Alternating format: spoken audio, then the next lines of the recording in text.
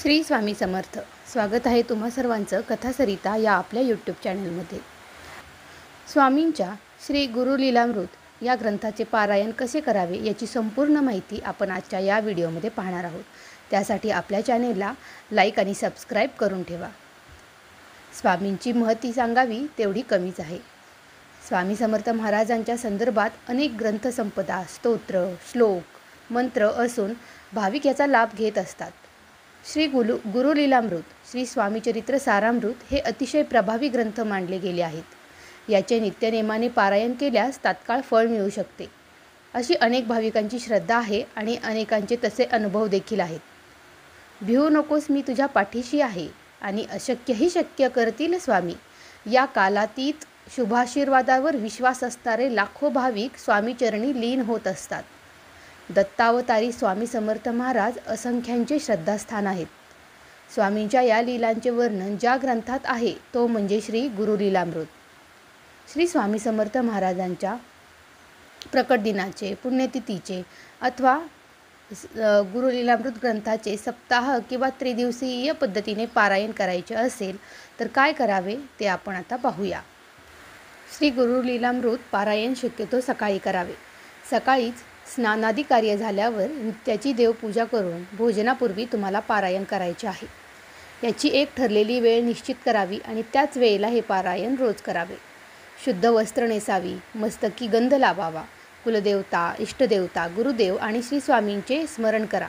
वडीलधाऱ्यांना वंदन करा, नमस्कार करा आणि पारायणाला सुरुवात करा. श्री गुरुलीलामृत या पोथीत जसे सांगितले आहे तसे अध्याय पठनास प्रारंभ करा. तत्पूर्वी एक दिवा कायम तेवत ठेवावा. पोथीला अक्षदा, फुले वाहावीत. पोथीला धूप दीप दाखवा. मनापासून पोथीला नमस्कार करून पारायणास सुरुवात करा. श्री गुरुलीलामृत पारायण पद्धतीची सुरुवात कशी करावी?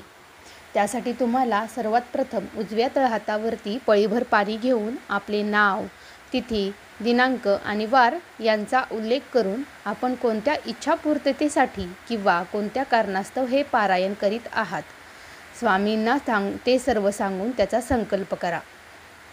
तो उद्देश सफल व्हावा म्हणून श्रींची प्रार्थना करा. हे झाल्यावर पळीभर हातात घेतलेले पाणी तुम्हाला ताम्हनात सोडायचे आहे.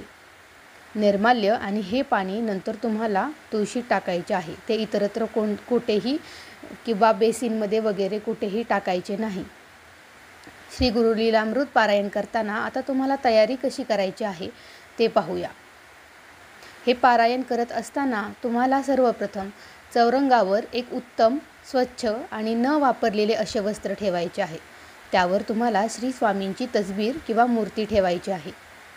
त्यापुढे तुम्हाला रांगोळी काढायची आहे. समई लावा. गंध, पुष्प, धूप, दीप आणि नैवेद्य या पंचोपचारांनी तुम्ही श्रींची पूजा करा. आसनावर बसून श्री स्वामींचे स्मरण करून पोथीला वंदन करा. त्यातील अर्थ नीट समजून घेऊन शांतपणे त्या पोथीचे वाचन करा. याच वेळी तुम्हाला श्री स्वामी महाराज आपल्यासमोर साक्षात बसलेले आहेत असा भाव तुमच्यासमोर असावा. तुमचे चित्त हे नेहमी प्रसन्न असावे. वाचन झाल्यावर स्वामींना गंध, हळद, कुंकू आणि फुले अर्पण करा. धूप, दीप, नैवेद्य दाखवून त्यांची आरती करा आणि प्रसाद मनोभावे ग्रहण करा. श्री गुरुलीलामृत सप्ताह व त्रिदिवसीय पारायणाचा विधी काय आहे ते आता आपण पाहूया. स्नानोपरांत शुचिर्भूत होऊन श्री गुरुलीलामृत ग्रंथ वाचनास आरंभ करण्यापूर्वी आराध्य देवता, कुलदेवता तसेच वडीलधाऱ्या मंडळीस तुम्हाला वंदन करून श्री स्वामी समर्थ महाराजांच्या मूर्तीस व पोथीची पूजा करायची आहे. ग्रंथ पारायण झाल्यावर यथोचित पूजन करावे. सप्ताहासाठी म्हणजेच 7 दिवस, त्रिदिवसीय पारायणाकरिता म्हणजे 3 दिवस अखंड दीप तेवत राहिला पाहिजे. जोपर्यंत तुमचे पारायण पूर्ण होत नाही तोपर्यंत हा दिवा तेवत ठेवा. एकभुक्त राहावे. ब्रह्मचर्य पाळावे. पारायण सांगते प्रित्यर्थ यथाशक्ती दान करावे. श्री गुरुलीलामृत पारायण करताना काही गोष्टी ह्या तुम्हाला आवर्जून लक्षात ठेवायच्या आहेत. श्री गुरुलीलामृत पारायण करताना एकतर तुम्हाला वाचन करताना मन एकाग्र ठेवणं अत्यंत गरजेचं आहे. तुम्हाला त्यावेळी एका जागेवरून उठायचे नाही, इतरांशी बोलायचे नाही, इतर विचारांना तुमच्या मनापासून दूर ठेवायचे आहे. शब्दांचा उच्चार योग्य रीतीने करावा. पारायण करताना भक्तिभावाने वाचन करावे. पूर्ण श्रद्धा आणि विश्वासाने पारायण करावे. पारायण काळात सदाचाराने राहावे आणि श्रींचे नामस्मरण सतत करत राहावे. त्यांच्या चरित्रकथांचे आशय लक्षात घेऊन त्यावर चिंतन आणि आत्मपरीक्षण करावे. हे नियम सामान्य मार्गदर्शनासाठी आहेत. आपल्या परिस्थितीनुसार आणि श्रद्धेनुसार तुम्ही त्याच्यामध्ये बदल करू शकता. हे पारायण केल्यानंतर तुम्हाला नेमका काय लाभ होतो हे आता आपण पाहूयात. श्री गुरुलीलामृत पारायणामुळे तुमचे मन शांत, प्रसन्न आणि एकाग्र होते. नकारात्मक विचारांपासून तुम्हाला मुक्तता मिळते आणि सकारात्मक विचारसरणी विकसित होते. भक्ती, श्रद्धा, आत्मविश्वास हा वाढला जातो. उन्नतीसाठी अनुकूल वातावरण निर्माण होते. इच्छा पूर्ण होण्यास मदत होते. संकटावर विजय प्राप्त आणि जीवनातील अडचणी ह्या दूर होतात. कुटुंबात सुखसमृद्धी आणि प्रेमभाव वाढतो. समाधान प्राप्त होते. क्षमाशीलता, सहनशीलता विकसित होते. जीवनाकडे सकारात्मक दृष्टिकोन विकसित होण्यास मदत होते असे म्हटले जाते.